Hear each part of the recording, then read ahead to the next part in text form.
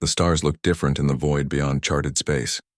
Captain Jake Morrison had been staring at them for what felt like hours through the small window of his cryopod. His body ached as the revival chemicals worked through his system. 313 years.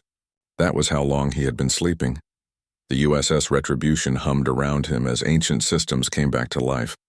Red warning lights flashed across the bridge as automated systems ran their checks. Jake pulled himself out of the pod and stumbled to the command chair. His legs felt weak after so much time in sleep. The ship's computer spoke in a calm voice. Captain Morrison, proximity alert detected. Unknown vessels approaching fleet position. All ships beginning emergency revival sequence.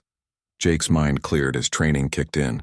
He pressed his palm against the scanner and the main screen lit up. 12 massive human warships floated in the darkness. His fleet, the last survivors of Earth. Around them, smaller alien ships moved in formation. Ships he had never seen before.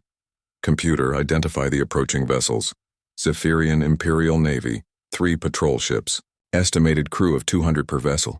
Jake's blood ran cold. The Zephyrians were supposed to think humanity was dead. They had spent 3 centuries believing they had won the war. The Great Purge of 2534 was meant to be the end of the human story.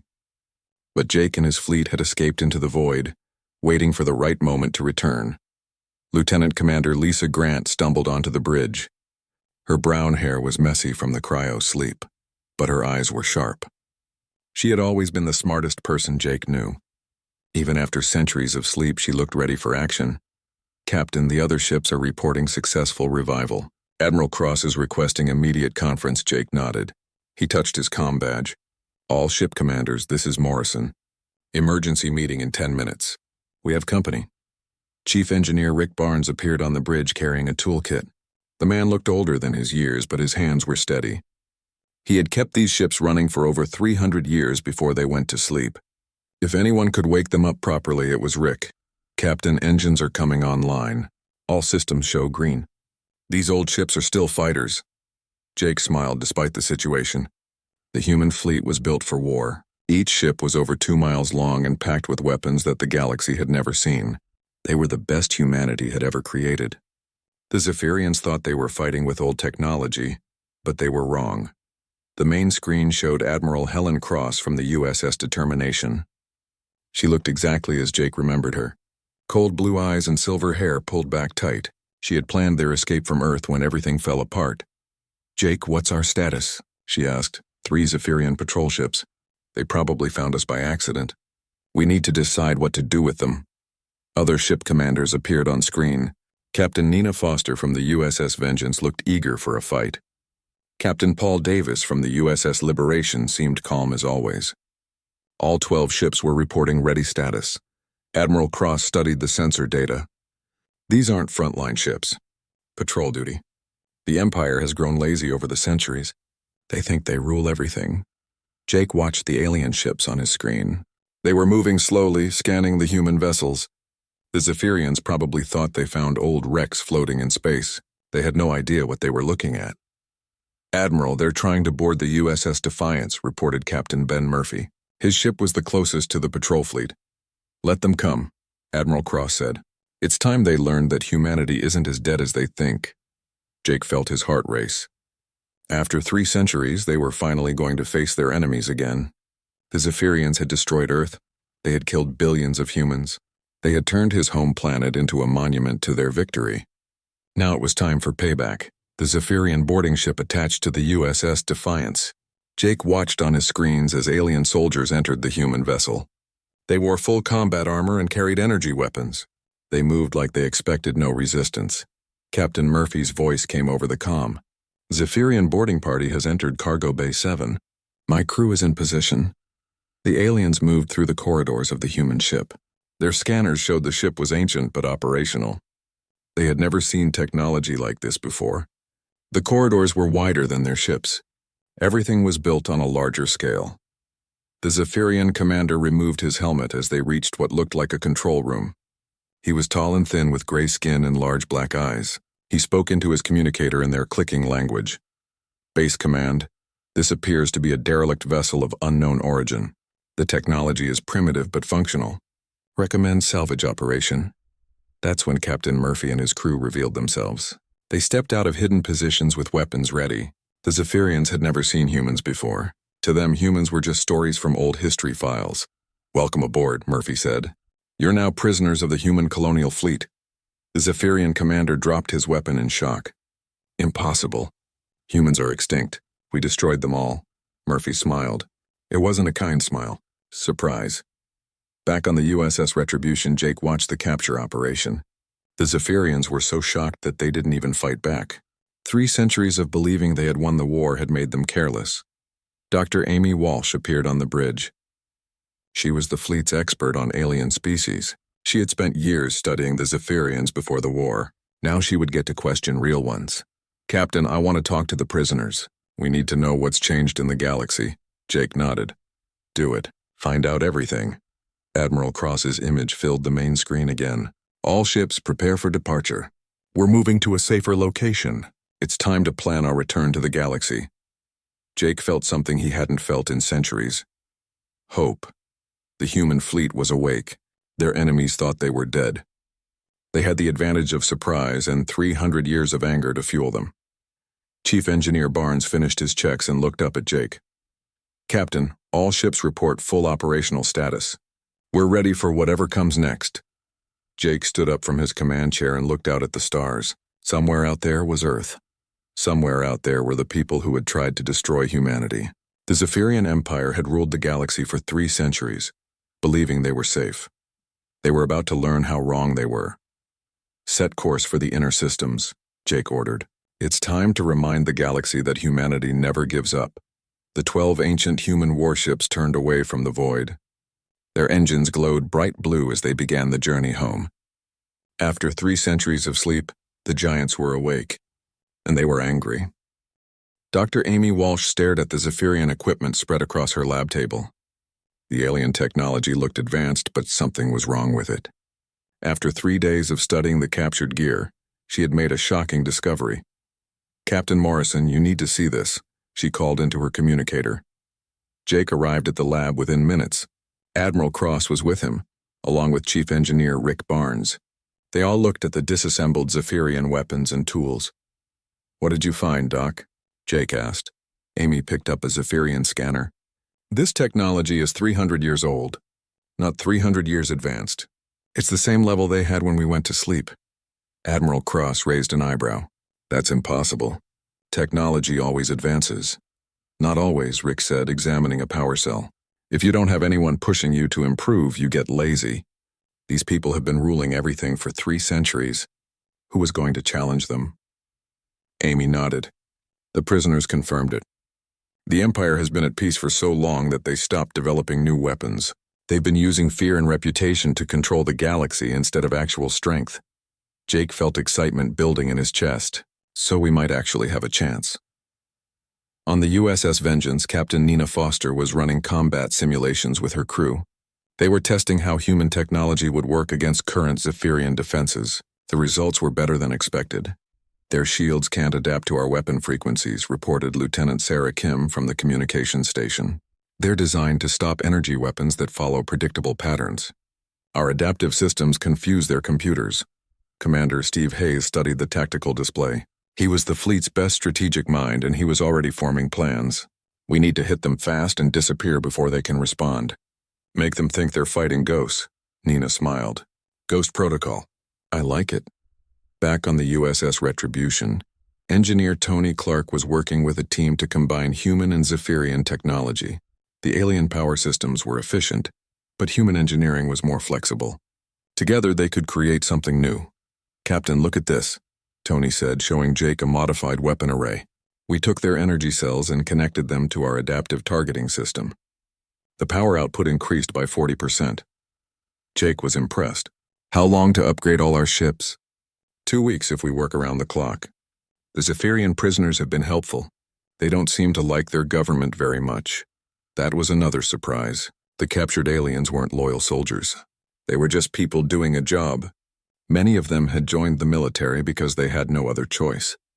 The Empire controlled everything, but it didn't inspire love or devotion. Dr. Walsh had been talking to the Zephyrian commander for hours. His name was Kexaval, and he was tired of patrol duty.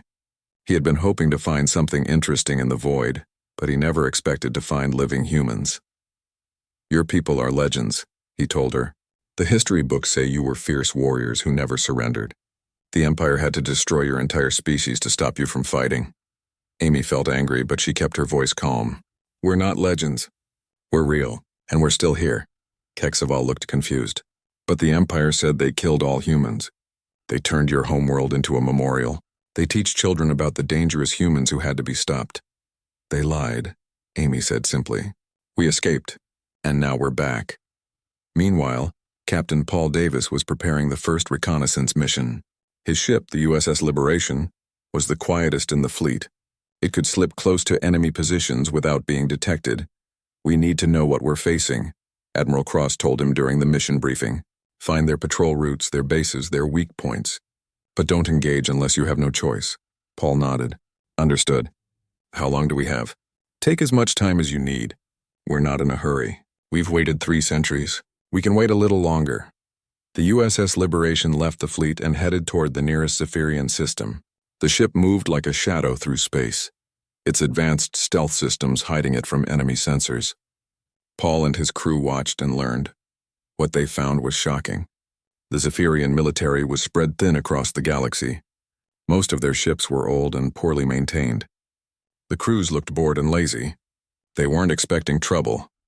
"It's like they're not even trying," whispered Lieutenant Dan Rodriguez, the ship's medical officer who was helping with the observation mission. "They act like they own everything and nobody would dare challenge them." Paul watched a Zephyrian patrol ship drift past their hiding spot. The alien vessel's engines were running at minimum power. Its weapons were powered down. The crew was probably asleep. "They've been at peace too long," Paul said. "They've forgotten how to fight." Back with the main fleet, Engineer Barnes was studying the reconnaissance data. The Zephyrian Empire was huge, but it was also weak. Most of their forces were used for police work, not military action. "They have numbers," he told Admiral Cross. "But they don't have quality. One of our ships could probably take on 5 of theirs." Cross nodded. "But they have thousands of ships." "We have 12. 13, Jake corrected. He had been thinking about this problem. The USS Defiance finished its first replication yesterday. Tony's hybrid technology works. We can build more ships. The replication process was slow and used a lot of resources, but it worked. By combining human manufacturing techniques with Zephyrian materials, they could create copies of their vessels. It would take months to build a significant fleet, but it was possible. Commander Hayes had been working on the Ghost Protocol strategy. "We don't need to build a big fleet right away. We just need to make them think we have one." He showed his plan to the other commanders. The human ships would appear at different locations across the galaxy, strike quickly and disappear. The Zephyrians would think they were facing dozens of ships instead of just 12. "Hit and run," Nina Foster said approvingly. "Make them paranoid. Make them spread their forces thin looking for us." Admiral Cross studied the plan carefully. "What's our first target?" Hayes pointed to a star system on the edge of Zephyrian space. "Nexus Station. It's a major supply hub. If we hit it hard and fast, the shock will spread through their entire network." The station was lightly defended because it was deep in Empire territory. The Zephyrians never imagined anyone would attack it. That was exactly why Hayes chose it. Jake felt the excitement of his crew as they prepared for their first real battle in over 3 centuries. The USS Retribution was ready. Her weapons were charged with the new hybrid technology. Her engines hummed with alien power cells. She was deadlier than ever. "All ships report ready," Admiral Cross announced. "Target is confirmed. We jump in 15 minutes." Jake looked around his bridge at his crew. They had all been asleep for 3 centuries, but they were still the best humanity had ever produced. They were ready to remind the galaxy what humans could do when they were angry. The 12 ancient warships lined up in formation. Their engines glowed brighter as they prepared to jump to hyperspace. After days of planning and preparation, it was time for action. "All ships?" Admiral Cross's voice came over the comm. "Execute Ghost Protocol. Show them that the dead can fight." The human fleet vanished into hyperspace, leaving only empty space behind. They were heading for Nexus Station, and the Zephyrian Empire was about to learn that humanity's death had been greatly exaggerated. High Commander Zexhai stared at the ruins of Nexus Station through his ship's main viewer. The massive supply hub that had served the Empire for 2 centuries was now a twisted wreck of metal floating in space. Fires still burned in the wreckage where atmosphere pockets remained. "How many survivors?" he asked his aide. 17 out of 8,000, Commander," came the nervous reply. The attack lasted only 12 minutes. By the time our response fleet arrived, the attackers were gone. Zexai was a veteran of many campaigns, but he had never seen destruction like this. The weapons that hit Nexus Station were unlike anything in Imperial databases. They had cut through the station's shields like they weren't even there. "What do we know about the attackers?" "One ship, Commander.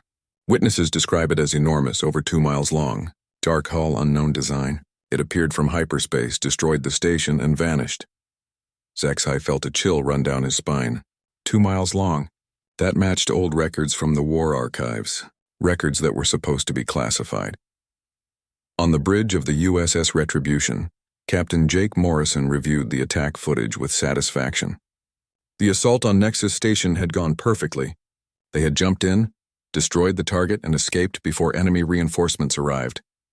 "Any casualties on our side?" he asked Chief Medical Officer Dan Rodriguez. "Minor injuries only, Captain. The crew performed flawlessly." Lieutenant Commander Lisa Grant was studying enemy communications they had intercepted during the attack. "Captain, listen to this." She played a recording of panicked Zephyrian voices. "Unknown vessel, identify yourself immediately. You are attacking Imperial property." Then came Jake's response, broadcast on all frequencies. "This is Captain Jake Morrison of the Human Colonial Fleet. Consider this a message from the dead." Lisa smiled. "The psychological impact was exactly what we hoped for. They're terrified." Across the galaxy, news of the Nexus Station attack spread through the Empire like wildfire. For 3 centuries, no one had dared attack Imperial facilities. The Empire's response was swift and brutal against any who even thought about rebellion. But this was different. The attackers had identified themselves as humans, and everyone knew humans were extinct. The official story was that the dangerous human species had been eliminated for the good of the galaxy. On the industrial world of Karis Prime, factory workers whispered among themselves during shift changes. The planet's population was mostly Harians, a species that had been conquered by the Empire 50 years ago. "Did you hear about Nexus Station?" one worker asked another. "Humans did it. Real humans, not the monsters from the propaganda films. I thought they were all dead. So did everyone else. Maybe the Empire lied about other things too." Similar conversations were happening on dozens of worlds. Species that had been told the Empire was protecting them from dangerous humans were now wondering what other lies they had been told. Captain Paul Davis was monitoring these communications from the USS Liberation. His ship was hidden in an asteroid field, listening to enemy transmissions across multiple systems. "Admiral Cross, you need to hear this," he reported. "The psychological warfare is working better than expected. Half the Empire's member species are questioning Imperial authority." On his flagship, High Commander Zexai was dealing with a crisis he had never imagined. Reports were coming in from across the Empire about equipment failures, worker strikes, and suspicious activities. "Commander, we have a problem," his intelligence chief reported. 3 more systems have reported mysterious ship sightings. Large vessels, unknown configuration. They appear briefly on sensors, then vanish. Zexai knew this wasn't random. Someone was playing games with the Empire, making them jump at shadows. But the attack on Nexus Station proved the threat was real.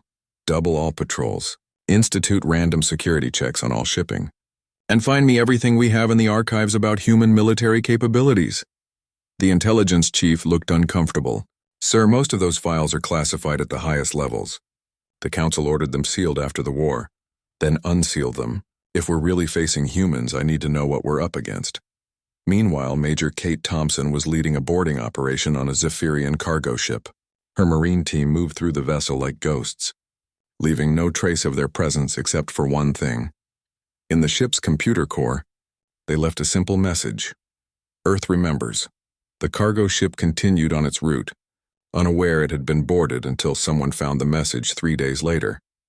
By then, similar messages had appeared on ships across the Empire. Captain Ben Murphy commanded the USS Defiance, and he specialized in what the humans called ghost raids. His ship would appear near enemy facilities, scan them thoroughly, then disappear before anyone could respond. Another Imperial depot scanned and cataloged, he reported to Admiral Cross. Their security is a joke. We could take any of these facilities with a single ship. But Admiral Cross had bigger plans. Patience, Ben, we're not trying to conquer territory. We're trying to make them afraid of their own shadows. The strategy was working. Zephyrian patrol ships were reporting false contacts constantly. Every sensor ghost became a potential human warship.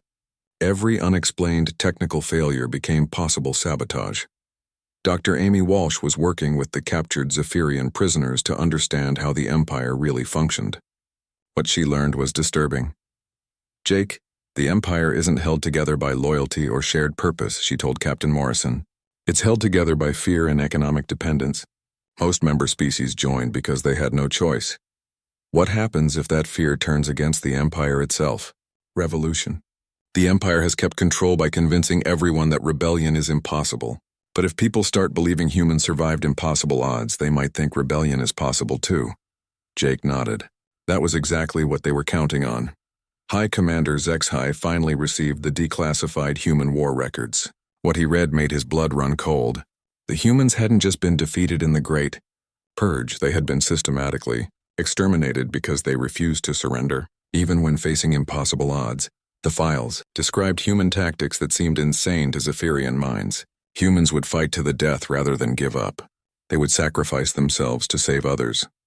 They treated defeat as temporary and never stopped looking for ways to win. Sir, his aide interrupted his reading, we have a priority message from the Imperial Council.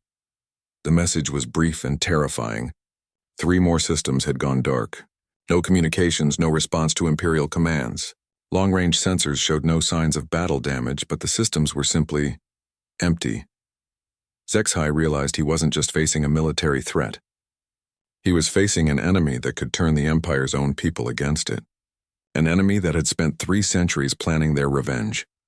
Send a message to all Imperial fleets, he ordered. Maximum alert status. The humans are not just back, they're hunting us. On the USS Retribution, Admiral Cross reviewed the latest intelligence reports with her senior staff. The Empire was starting to panic exactly as planned. Phase 1 is complete, she announced. The Empire knows we exist and they're afraid. Now we move to Phase 2. Captain Morrison looked at the star chart showing human colonies that had been destroyed during the Great Purge. What's Phase 2, Admiral? Admiral Cross's smile was cold as ice. We remind them why they were afraid of humans in the first place. The ancient human warships adjusted course toward the inner colonies, where the Empire's core worlds lay waiting. The hunters had become the hunted, and the galaxy was about to learn that humanity's thirst for justice was as eternal as the stars themselves. Engineer Sam Turner wiped sweat from his forehead as he watched the massive construction bay aboard the USS Retribution. Inside the bay, a new ship was taking shape. It looked exactly like their flagship, but it was being built using a combination of human design and captured Zephyrian materials. Admiral Cross, the resurrection protocol is working, he reported over the comm system. We'll have our first new ship completed in 6 days. Admiral Cross arrived at the construction bay within minutes.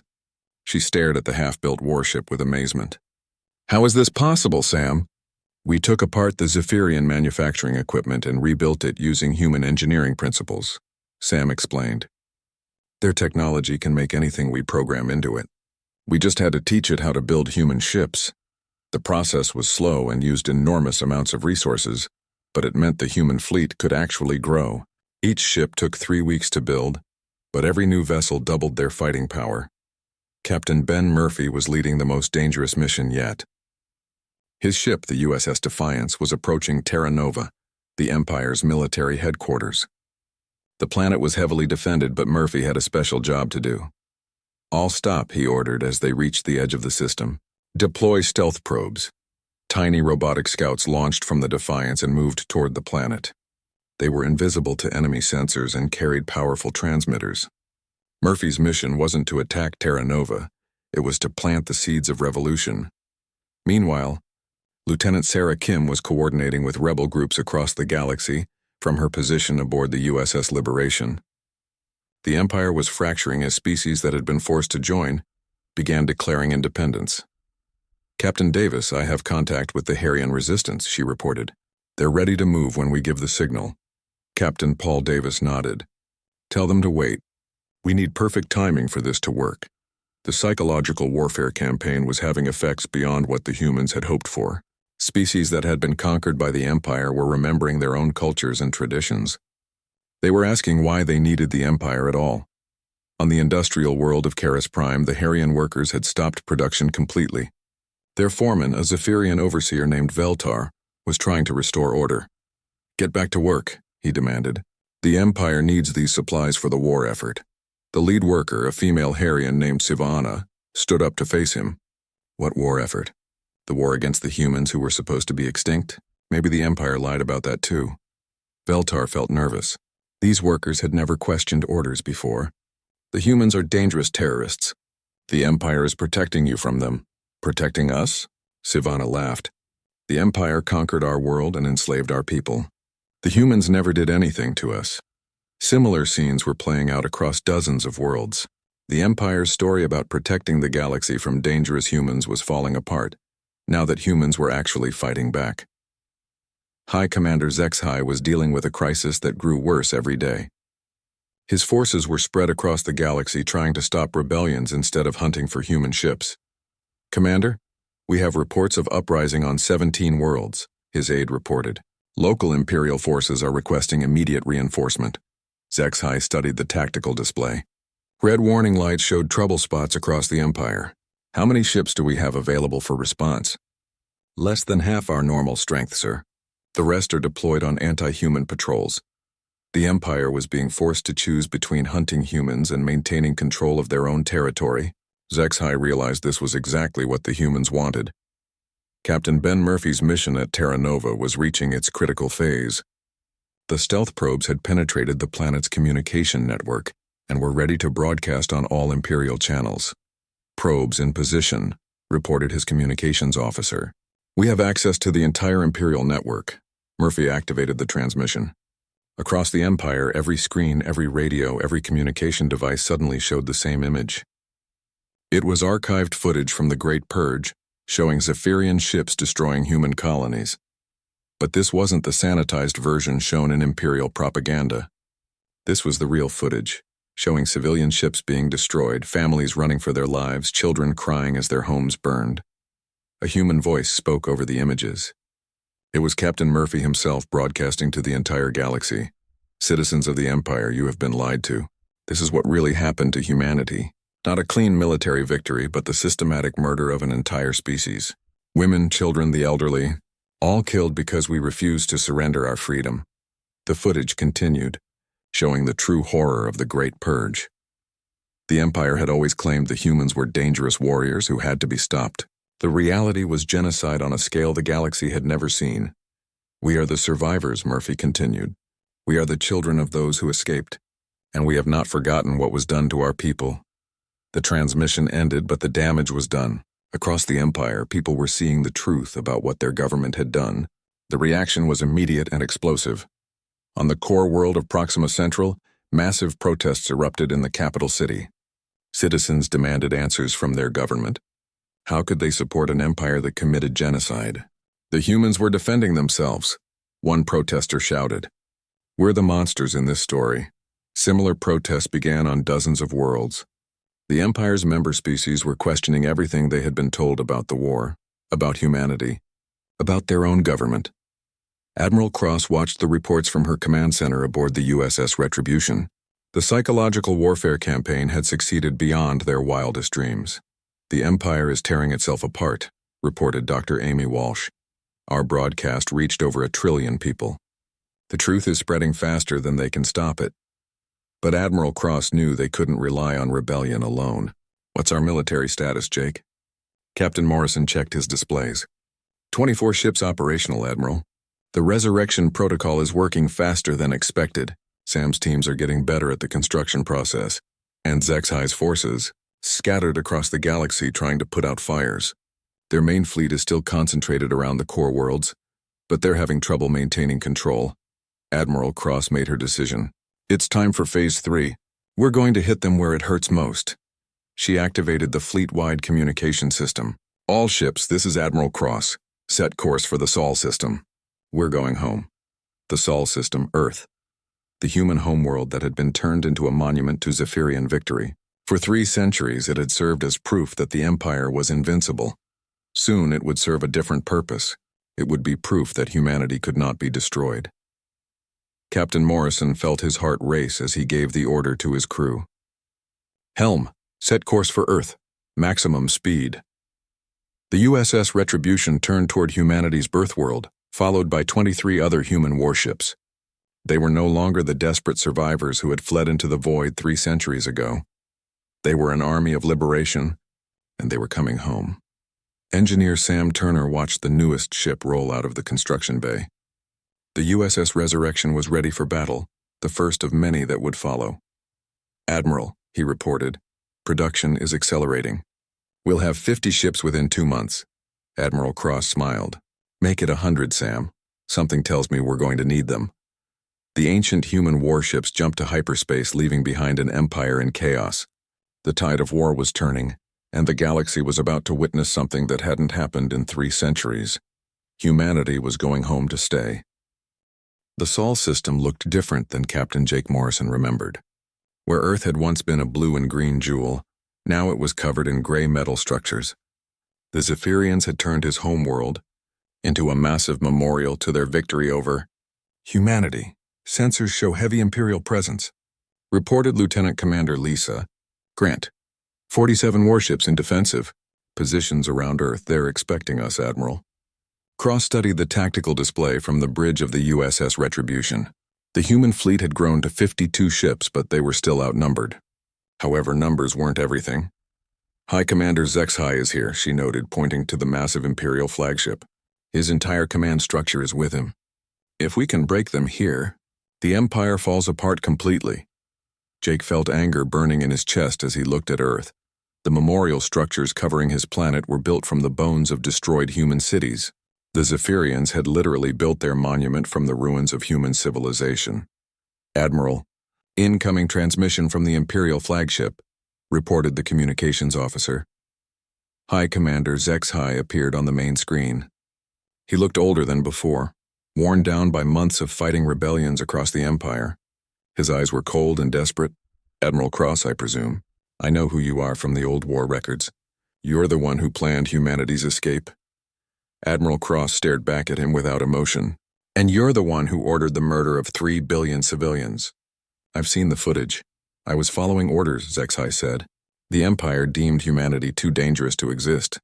Your current actions prove we were right. The only thing we prove is that genocide has consequences." Zexhai leaned forward on his command chair. "Surrender now, and I promise your crews will be treated as prisoners of war. Continue fighting, and I will use every weapon at my disposal to stop you." Admiral Cross smiled, but it wasn't a kind smile. "You still don't understand, do you?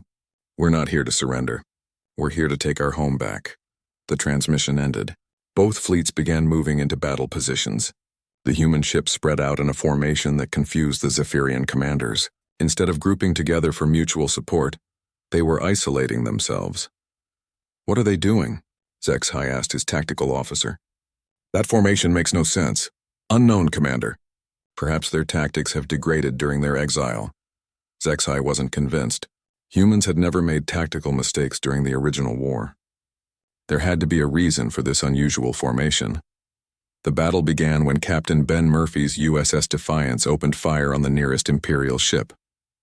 The Zephyrian vessel's shields collapsed in seconds, destroyed by weapons that adapted faster than their defenses could respond. "All ships, engage at will," Admiral Cross ordered. The human ships moved like hunters, each one targeting isolated Imperial vessels.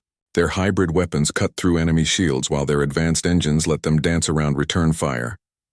Captain Nina Foster brought the USS Vengeance alongside a Zephyrian cruiser and opened fire at point-blank range. The enemy ship exploded in a brilliant flash, its crew never understanding what had hit them. "This is for the children of New Tokyo," she whispered, remembering the colony world destroyed during the Great Purge. But High Commander Zexhai had one final card to play. Deep in his flagship's weapon bays, technicians activated a device that hadn't been used in 3 centuries. A planet killer designed to destroy entire worlds. "Target the human homeworld," he ordered. "If we can't have victory, at least we can finish what we started." The massive weapon began charging, drawing power from the ship's entire reactor core. When it fired, nothing would remain of Earth but radioactive dust. Jake Morrison saw the energy build up on his sensors and realized what was happening. Admiral, the Imperial flagship is charging a planet killer. If that thing fires, Earth dies, Admiral Cross finished. Not acceptable. She opened a channel to all human ships. This is Admiral Cross. The enemy is preparing to destroy our homeworld. All ships target the Imperial flagship. Everything we have. The human fleet changed course as one, converging on Zexhi's massive ship. The Zephyrian commander found himself facing 52 human warships, all armed with weapons he couldn't understand or counter. Shields to maximum, he ordered. Return fire on all targets. The Imperial flagship was huge and heavily armed, but it was also old.